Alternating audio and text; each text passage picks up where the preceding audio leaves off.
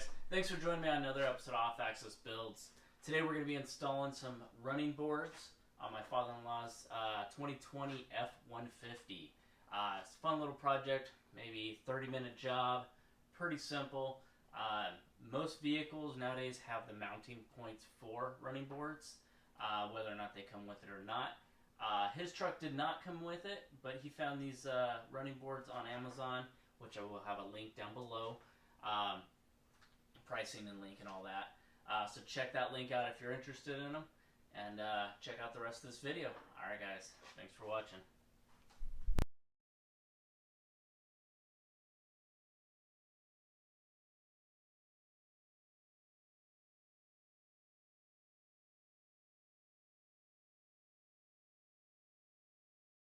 Alright, so this set of running boards is made by iBoard.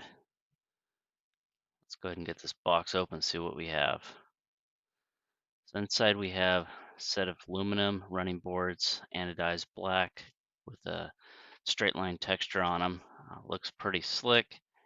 On the back side you have two grooves, allows you to have multiple mounting points for different size vehicles. Obviously it comes with 6 set of brackets, 3 for each side, and the hardware. Alright, so this kit comes with obviously directions. Comes with 2 running boards and then 6 mounting brackets, 3 for each side. You're going to basically mount them exactly how these pictures are shown. So this will mount to the car, and this is going to mount to the running board. On the bottom of the running board, there's 2 grooves that allows it to slide back and forth, so you can get the correct adjustment for that. It comes with all the hardware that you need, and you're going to need, looks like 8mm wrench and a 6mm wrench. So we're going to go ahead and get those tools out, and I think that's all you need because these actually lock into the rails. So really nice feature. And then also on the car, you should already have bolts on the frame that you're going to reuse. So let's go ahead and get the tools out that we need for these and the tools that we need for the car. Actually, this is exactly what you need right here. You got 6mm, 8mm, 10mm, 12, and a 14mm. So let's go ahead and get those tools out. It pretty much mounts just like this. So you can slide them in that track. You're going to put them in this little T groove here and slide 6 down the groove, 3 on each track, and then we'll bolt them on just like this. So that's going to be what it looks like when it's finished. Pretty simple install. And then obviously we're going to get up underneath the car, and you should have nuts and bolts already underneath there that you will reuse. In fact, you can see them right here, and there's some rubber washers you're going to put on there just to help protect the frame and this mount. So let's go ahead and get the tools out and get going on this. Now I'm only going to show one side because the other side's going to be identical. It's just going to be the complete opposite. So we'll start on the driver's side, and then you can repeat the passenger side.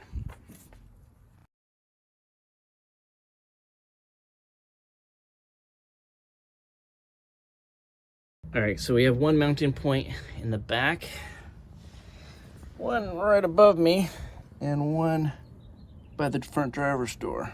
Let's get a better view of that.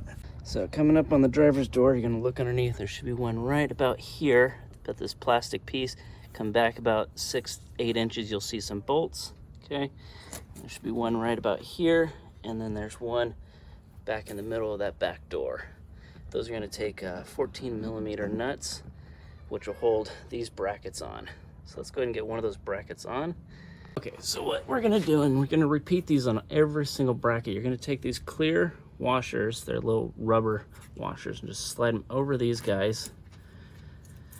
I'm just gonna help protect the body of your car and prevent rust from happening there from the metal to metal contact.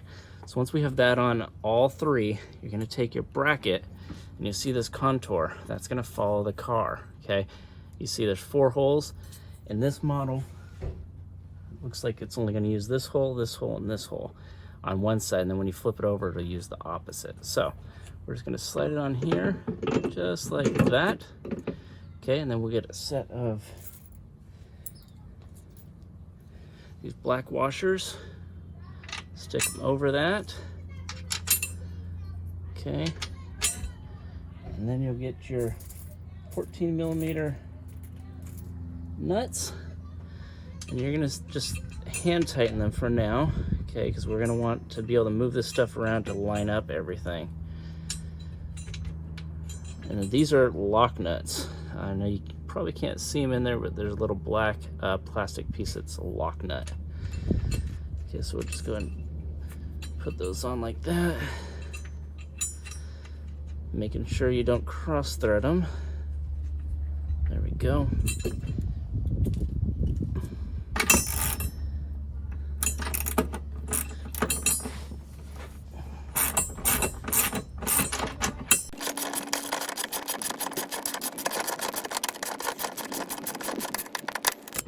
Back it off a little bit there so we can move it around. We're going to finish those two. We're going to do the rest of the brackets the same exact way as that, and then we will attach the running board to this section right here. So let's go ahead and get the rest of these installed. All right, so I'm going to go ahead and get my gun out to tighten these things up nice and quick. We'll loosen them up slightly just so they can move a little bit, but not too much. Once we get everything out here tightened down, then we can tighten everything down on the inside. All right, guys, so we're gonna go ahead and take these square-headed bolts and take them right over to the track. Turn it upside down. This is the top side. You're gonna turn it upside down to find these little holes, okay? And just slide them in that hole, and then you're just gonna slide them down.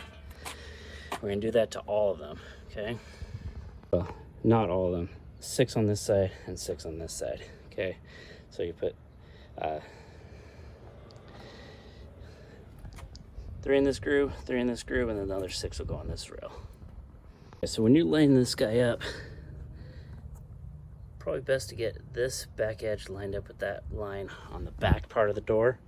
And you come to the front, and it'll be lined up to that front crack as well, okay? So once you get that lined up, slide these bolts somewhere close to where they need to be.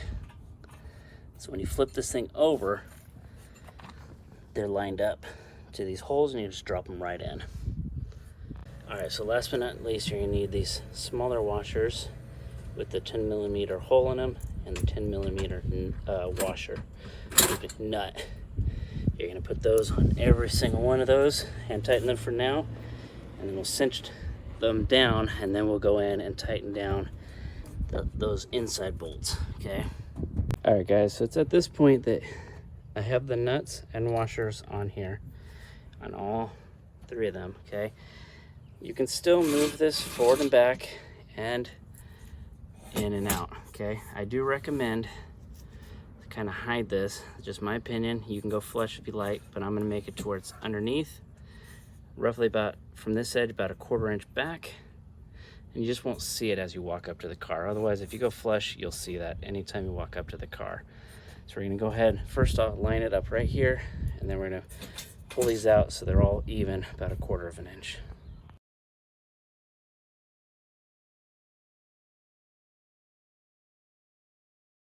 On them.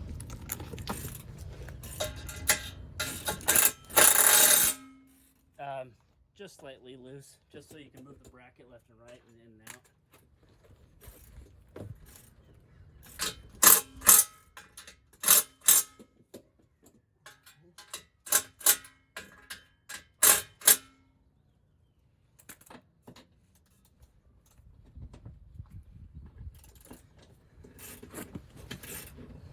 Okay, so I went ahead and pushed this as far out as I could. I was able to get about a 1/2 inch from this front edge to this bracket, which hides it from view and gets the running boards further out. Now that I got these tightened, I'm gonna go back and tighten these guys up. It's very important that you leave those loose so you can kind of do all your adjustments out here. And then once you tighten that up, it'll just snug everything together. Make sure you have your measurements here lined up with your doors, even on both sides, before you tighten these things down. This is the 2020 F150 with those new running boards. And they go full front door to back door.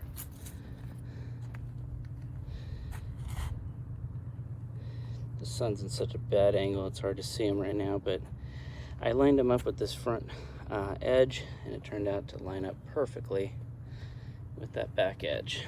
So, pretty happy with it. Now, they do give you some adjustments so you can kind of follow the body line. Looks like we're right in there.